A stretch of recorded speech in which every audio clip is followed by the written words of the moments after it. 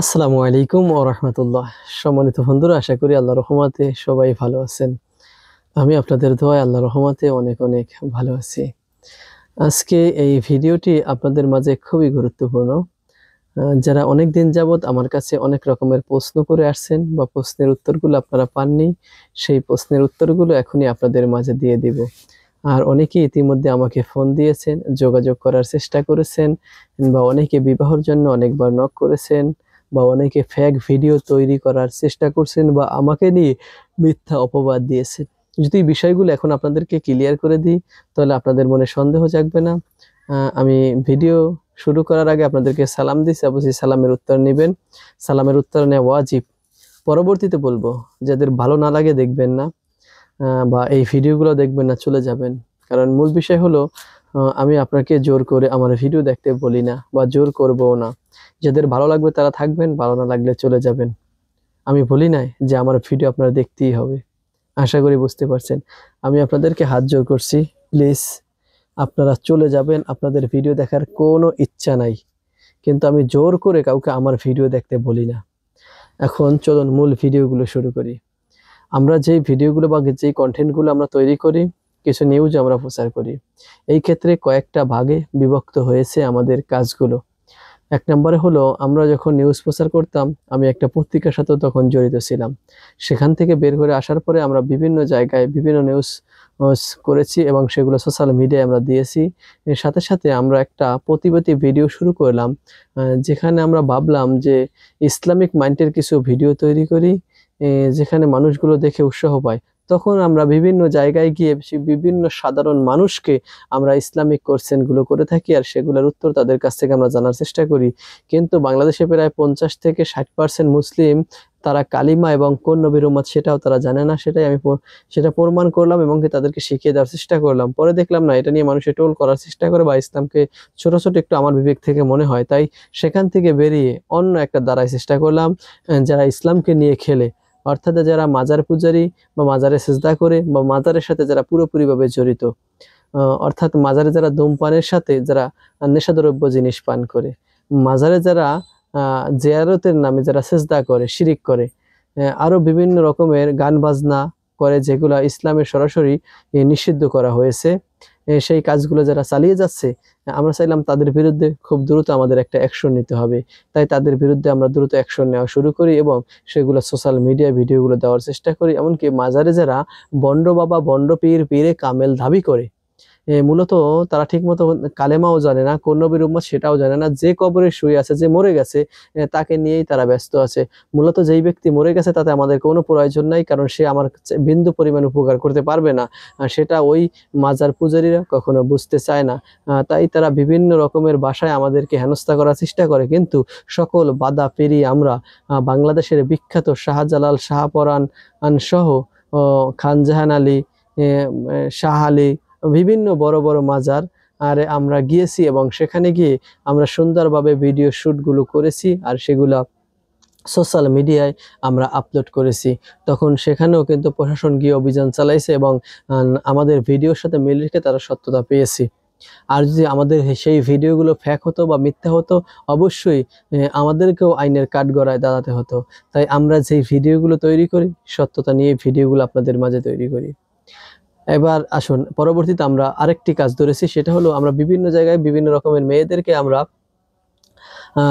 ভালো বানাবার কথা জিজ্ঞেস করি, এবং কি তারা যে খারাপ কাজে যারা লিপ্ত আছে তাদেরকে ভালোর একটা পথ দেখাবার চেষ্টা করি। কিন্তু অনেকে আছেন সেখান থেকে ফিরে আসতে চায়, আবার অনেকে সেখান থেকে ফিরে আসতে চায় না। তাই আমরা যারা মিডিয়ায় আসতে চাই, অর্থাৎ যারা ভিডিও শুটে আসতে চায় বা ভিডিওতে কথা বলতে চায়, আমরা কিন্তু তাদেরকেই ভিডিওতে নিয়ে আসছি।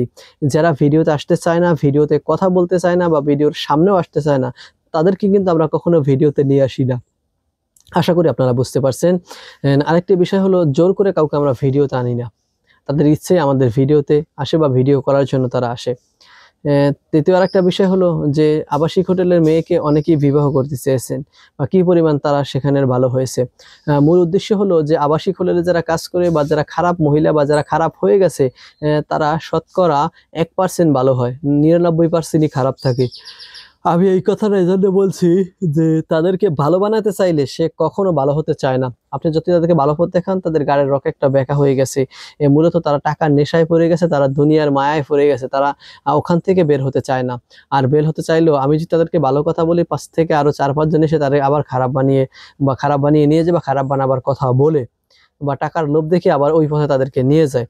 এখন দুই একটা যদি সেখান থেকে ফিরে আসে, আল্লাহ চাইলে ওই উসিলায় আমাকে মাফ করে দিতে পারে। এখন বিষয় ওটা না, বিষয় হলো যে অনেকেই বিবাহের জন্য বলছেন, অনেকেই বলছেন যে এইসব মেয়েদেরকে বিবাহ করবেন। আসলে মূলত ভাই, এদের সাথে আমি মিশছি, এদের সাথে আমি কথা বলছি, এদের সাথে আমি কয়েক ঘন্টা ওড়া বসা করেছি, এদের সাথে অনেক কথাগুলো আমি বলেছি মিডিয়ার বাইরেও। কিন্তু এরা যে এত জঘন্য খারাপ, বা এদের মুখের ভাষা যে এত খারাপ, বা এদের চলাফেরা চরিত্র এত খারাপ, যেটা আপনার ভাষায় প্রকাশ করা যায় না। একজন তৃতীয় লিঙ্গের মানুষ হিজলা, যাকে 10 টাকা না দিলে সে শরীরের কাপড় খুলে দেয়, আপনাকে নির্যাতন করার চেষ্টা করে, এতটুকু হয়ে যদি ক্ষান্ত থাকতো যারা বেশ্যা, তারা তাহলে একটা মনের বুঝ দিতে পারতাম। কিন্তু তৃতীয় লিঙ্গের মানুষ চেয়েও যে তারা অনেক ভয়ঙ্কর।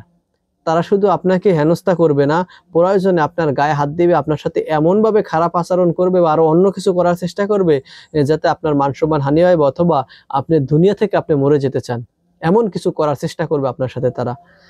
আর দুই একটা ভালো হয়, ভালো হলেও তারা ভালো হয়ে থাকে কিনা কইতে পারি না, আল্লাহই ভালো জানে। তবে সব কিন্তু ভালো হয় না। অনেকেই ফোন দিয়েছে তাদেরকে বিবাহ করার জন্য। ভাই, আমি তো এই বিবাহ করার জন্য আমি অফিস করে নিয়ে বসি নাই। দুই একটা মেয়ে আসে, আবার বাইরে থেকে আমাকে দুই একজনে ফোন দেয়, ফোন দিয়ে বলে যে হুজুর, ভালো একটা ছেলে থাকলে জানাবেন। তাই আমি ওই সময় দুই একটা মেয়ে, অথবা গার্মেন্টস কর্মী দুই একজন যদি থাকে, বা ভালো লেখাপড়া করতেছে এমন যদি দুই একটা মেয়ে বিবাহ করতেছে, তারা আমরা তাদেরকে ফোন দিয়ে সোশ্যাল মিডিয়ায় সেই ভিডিওগুলো তুলে ধরি, বা তারা ভিডিওতে আসতে যদি ইচ্ছুক হয়, আমরা সেটা সোশ্যাল মিডিয়ায় তুলে ধরি। এখন অনেকেই কিন্তু এখানে বিবাহের জন্য ইচ্ছুক আছেন। আসলে দুনিয়াতে মেয়ের অভাব পড়ে না, বা বাংলাদেশেও মেয়ের কোনো অভাব নাই। আপনারা যেটা করতেন সেটা ভুল করতেছেন। তাদেরকে বিবাহ করার আগে একবার না 100 বার আপনাদের বাবার প্রয়োজন। কারণ তারা আপনার সংসার করতে পারবে কিনা, বা তাদেরকে আপনি টিকিয়ে রাখতে পারবেন কিনা।